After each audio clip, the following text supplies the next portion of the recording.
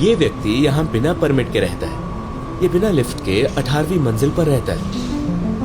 वो सिर्फ ऐसे बिस्तर पर सोने के लिए हर महीने $600 देता है। आज हम पिंजरों में रहने वाले लोगों को करीब से देखने जा रहे हैं।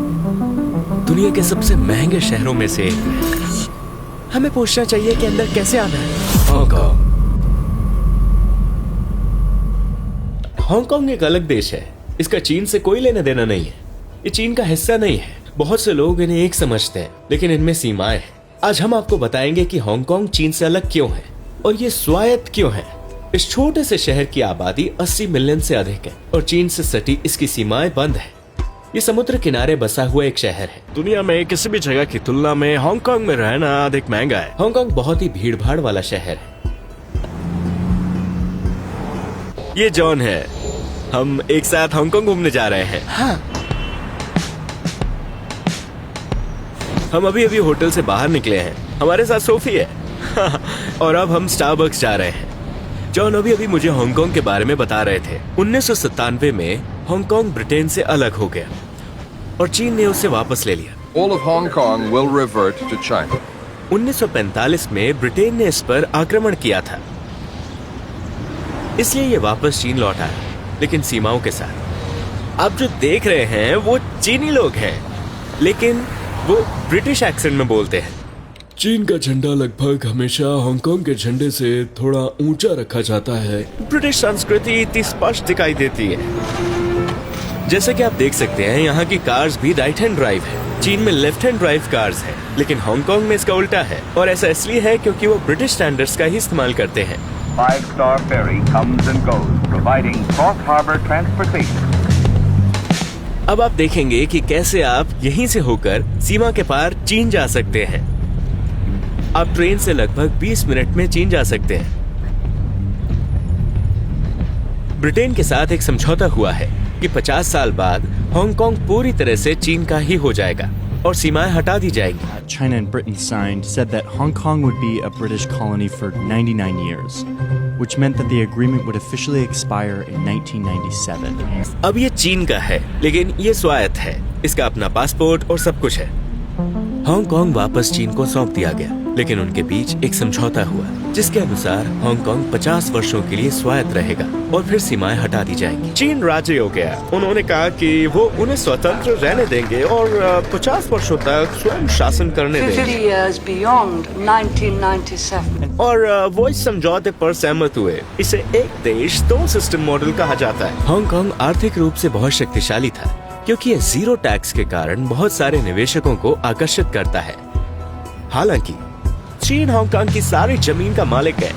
टैक्सेस के बिना सरकार लोगों के लिए कुछ भी नहीं बना सकती। उन्हें एक विकल्प की जरूरत थी। जमीन से मिलने वाला राजस्व ये सरकार की पब्लिक फाइनेंसिंग इनकम का लगभग 30% है। इन्हें जमीन के व्यापार से पैसा मिलता है। केज हाउसेस कहाँ है? हमें आसपास पूछना चाहिए कि वो कहाँ पर है। इस बिल्डिंग में लोगों के अपार्टमेंट पिंजरे हैं दोस्तों। इन्हें केज हाउसेस कहा जाता है। ये बेहद छोटे और तंग है। एक घर ताबूत की तरह है। ऐसा इसलिए है क्योंकि हांगकांग बहुत छोटा है, यहाँ ज्यादा जगह नहीं है, इसलिए वो पिंजरे में रहते हैं।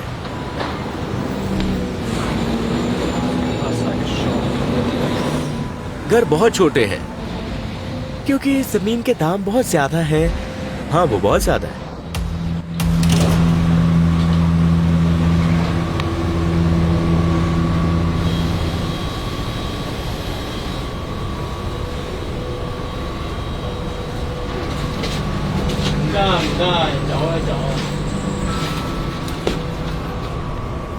उनके रहने की स्थिति को देखो। अब कैसे है? क्या ये कमरा है? हाँ। ये व्यक्ति यहाँ बिना परमिट के रहता है। ये बिना लिफ्ट के 18वीं मंजिल पर रहता है। वो सिर्फ ऐसे बिस्तर पर सोने के लिए हर महीने $600 देता है।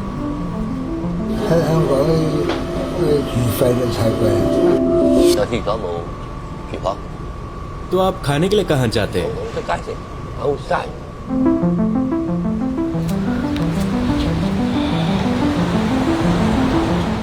उनके पास छत भी है। क्या आप यहाँ रह सकते हैं? ये काफी मुश्किल है। हमने ड्रोन उड़ाकर ऊपर का व्यू देखने का फैसला किया। मैं स्पष्ट शॉट पाने के लिए एनडी फिल्टर लगा रहा हूं।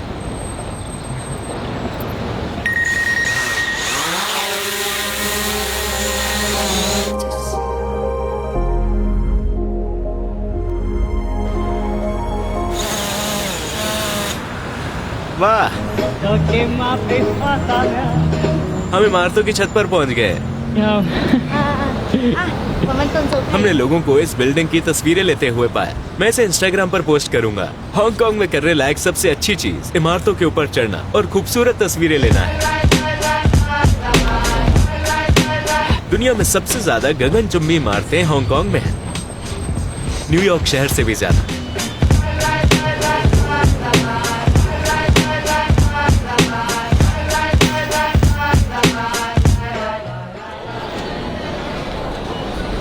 हम ताइकू जा रहे हैं। ये क्षेत्र हांगकांग की प्रसिद्ध जगह है। आपको इसे जरूर देखना चाहिए क्योंकि सभी इंस्टाग्रामर्स यहाँ आते हैं। ये बहुत पुरानी इमारत है लेकिन वीडियो बनाने और तस्वीरें लेने के लिए बढ़िया है।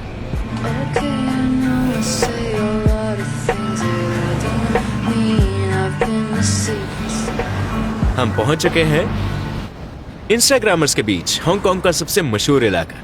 देखिए, यही वो जगह है जिसके बारे में मैंने आपको बताया था।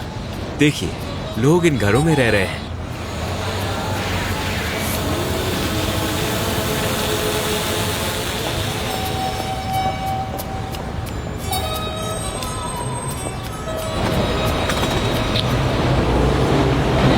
जापान एक अलग लोकेशन।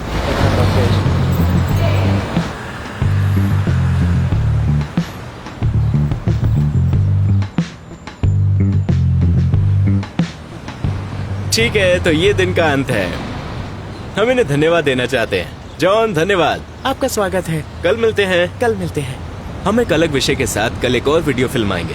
अब हम वापस आ रहे हैं हमारे अद्भुत होटल में। मैं इस रूम को मिस कर रहा था। आइए रात का व्यू देखें।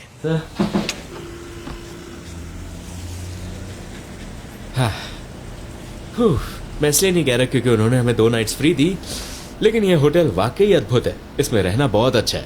इससे पहले कि मैं ये व्लॉग समाप्त करूं, मैं एक बात करना भूल गया। वीडियो बनाते हुए मैंने देखा कि घर कितने पुराने और छोटे हैं और लोगों के पास सोने के लिए जगह नहीं है। फिर मैं आपको अपने होटल का कमरा दिखा रहा हूँ। तो मुझे बस ये कहना था, मैं आभारी हूँ कि भगवान ने मुझे इस जगह पर जाने का अवसर दिया। क्योंकि अगर आप देखते हैं कि मैं कल कहाँ सोया था, क्या ये जगह देख सकते हैं? ये बहुत छोटा रूम था। ये रूम $70 प्रतिदिन का था। इस कमरे के लिए $70। इसके अलावा यदि आप और अधिक देखना चाहते हैं तो मैंने और भी वीडियोस फिल्माए हैं, आप उन्हें डिस्क्रिप्शन में देख पाएंगे। हांगकांग रहने के लिए दुनिया में सबसे महंगी जगह है। अमेरिका और लंदन की तुलना में हांगकांग ज्यादा महंगा है। मैं बस यही कहना चाहता था। आपका बहुत बहुत धन्यवाद। अलविदा।